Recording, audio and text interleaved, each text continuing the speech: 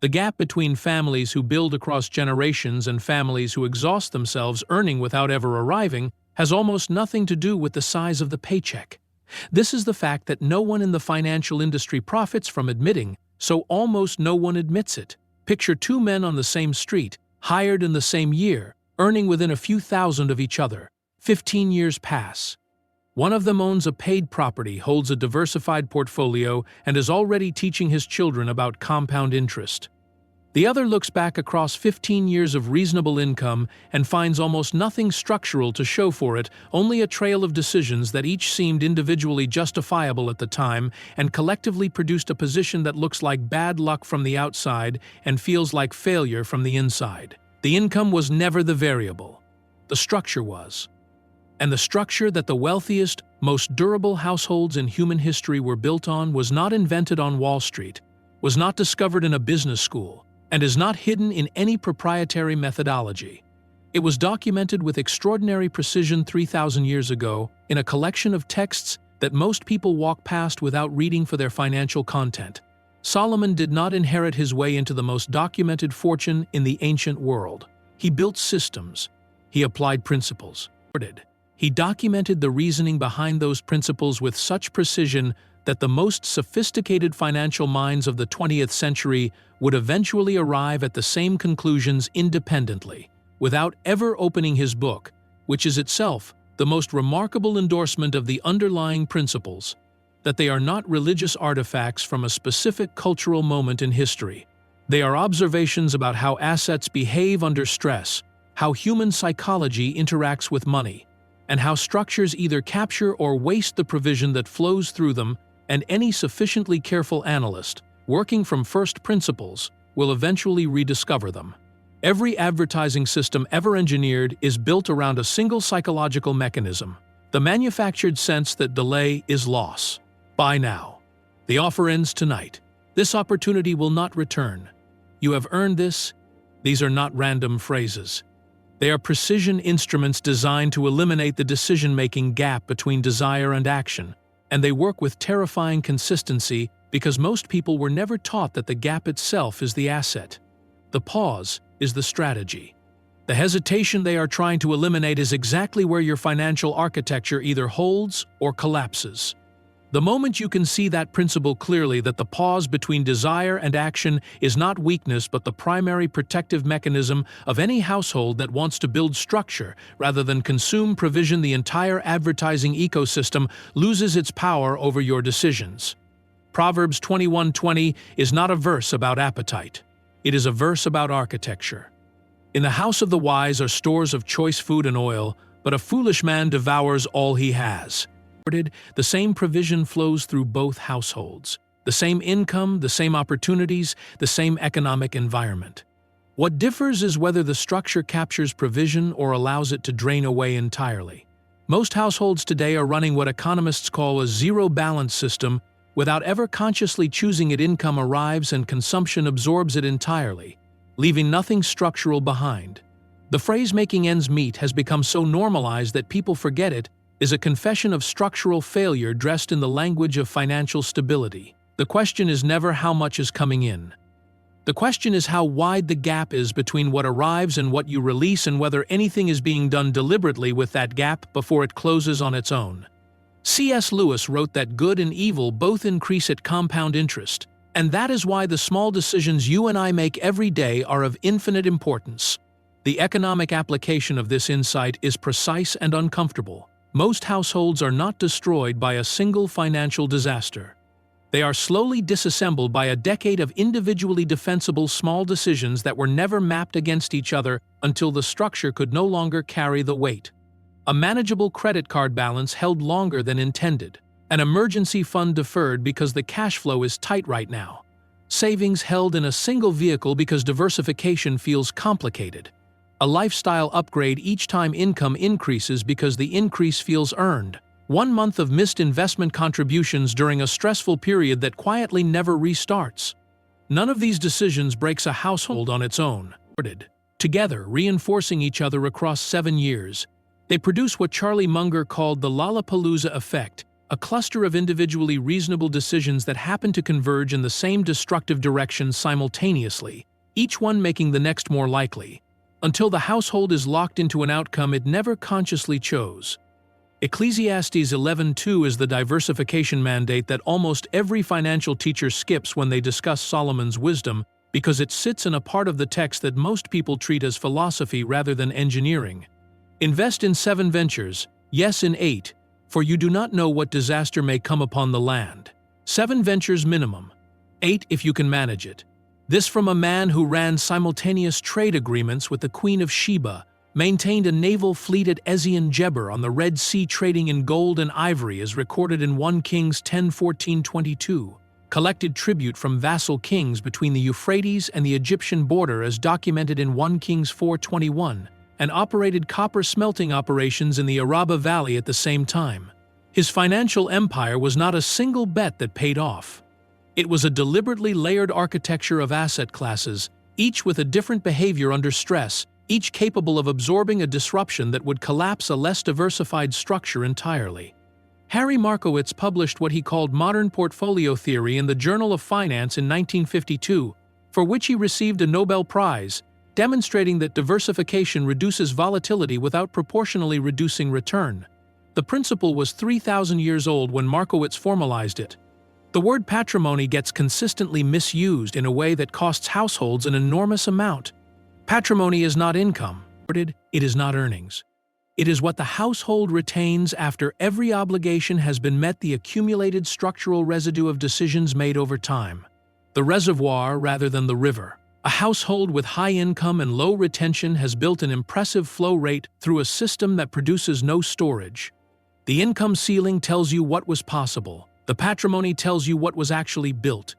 If you are genuinely committed to building something that outlasts you, rather than consuming everything you earn while you are alive, the primary question shifts from how do I earn more to how do I retain more of what I already earn, and that shift in question produces an entirely different set of decisions. Bava Metzia 42a in the Talmud contains the most structurally precise asset allocation instruction in any ancient text. The Talmudic rabbis instructed that a person should always divide his money into 3, 1/3 in land, 1/3 in commerce or merchandise, and 1/3 held liquid at hand. Land is the long position a liquid, appreciating slowly across decades, resistant to short-term disruption, and impossible to spend impulsively. The commercial position is the working position generating regular income through active economic participation, responsive to current market conditions.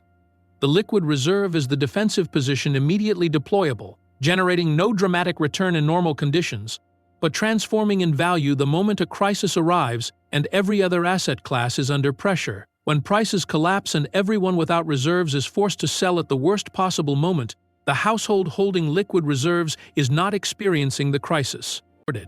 It is shopping inside the crisis, acquiring at distress, pricing the assets that will rebuild wealth faster than a decade of normal returns could have managed.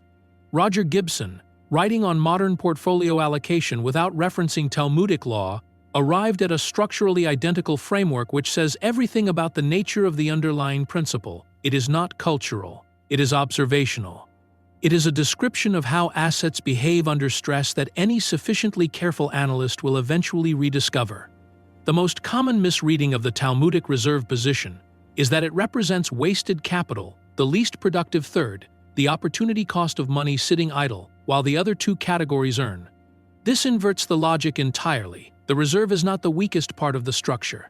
It is the part that activates everything else when the environment turns hostile. The reserve is not opportunity cost. It is the mechanism that converts a crisis into an opportunity for the prepared household and a disaster for the unprepared one. Benjamin Graham spent decades teaching that the central error most investors make is not selecting the wrong asset. It is failing to understand the relationship between what something costs and what it is actually worth, treating price and value as if they were the same number when they almost never are. His margin of safety was built on this gap, the deliberate requirement that before you deploy capital, you must ensure the price you are paying sits meaningfully below the asset's intrinsic value, so that even if your analysis is partially wrong, the structure still holds. Solomon articulated the agricultural version in Proverbs 27:23-27. Know the condition of your flocks, give careful attention to your herds, and do not assume that the crown endures to every generation or that riches survive inattention. Inspect your holdings. Understand what they are actually worth versus what you paid. The gap between those two numbers is either your protection or your exposure, depending on which direction it runs.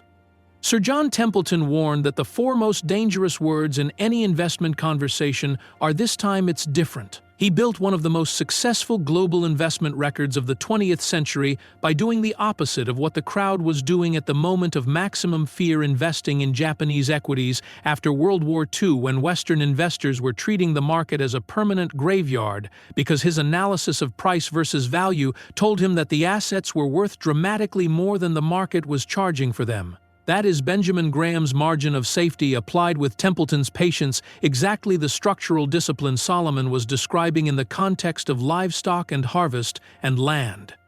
Proverbs 13:22 does not say that a good man leaves an inheritance for his children.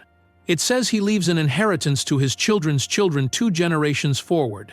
The man living today is not building for himself, or even primarily for his immediate household. He is building for people who may not yet have been born, planting timber he will never personally harvest, laying structural foundations beneath floors he will never walk on. That temporal extension changes every decision. Anyone who genuinely believes the goal is 2 generations forward will make entirely different choices about consumption, risk, and patience than someone whose horizon ends at their own retirement. The conviction that drives this is not sentimental. It is theological, the understanding that you are a steward managing provision on behalf of a purpose larger than your personal comfort, that the owner of everything that passes through your hands is not you, and that you will give account for how much of tomorrow you consume today. John Wesley understood the unified architecture of this entire approach better than almost any theologian of his era. When he preached "gain all you can, save all you can, give all you can," he was not offering 3 independent virtues that could be rearranged in any order. He was describing a single economic architecture where each phase enables the next, and removing any one of them collapses the system's integrity. Gaining without saving means provision evaporates as fast as it arrives. Saving without giving produces a hoarded surplus that calcifies into fearfulness. Giving before the structure is built is an act of emotional generosity that is structurally unsustainable. Build first. Release from surplus. Let the overflow serve others without destabilizing the foundation that makes continued overflow possible. The 48-hour freeze is the household application of the Talmudic pause, the structural fence the rabbis built to prevent individual appetite from consuming tomorrow's resources before they could be allocated. Before any non-essential purchase above a threshold you have deliberately defined, stop completely. Allow 48 hours to pass. Let the emotional urgency that the advertising manufactured dissipate on its own, and make the decision from a position of clarity rather than stimulated appetite. Most financial bleeding in households does not originate from catastrophic mistakes. It originates from hundreds of individually small approvals, each one feeling reasonable, none of them mapped against the structural goal, until the cumulative drain has quietly hollowed out the reservoir that should have been building for years. Begin now. Not with more income, with more structure applied to what you already have. Land, liquidity, reserve, patience, generational horizon, margin of safety, these are not abstract financial concepts. They are load-bearing materials, and every household has the capacity to begin placing them correctly, starting now, starting with what is already in hand. Father, grant every person hearing this the discernment to see their own financial structure as it actually is clearly, without the self-deception that has protected bad habits too long. Give us the patience to build for grandchildren we may not yet hold, to delay what can be delayed, to protect what must be protected, and to release with genuine freedom what is meant to flow outward. Where we have consumed what belonged to tomorrow, grant the grace to begin again. Protect the work of our hands. Multiply what we steward faithfully. Let the households we build become living evidence that ancient wisdom faithfully applied still compounds. In the name of Jesus Christ, in whom all the treasures of wisdom and knowledge are hidden. Amen.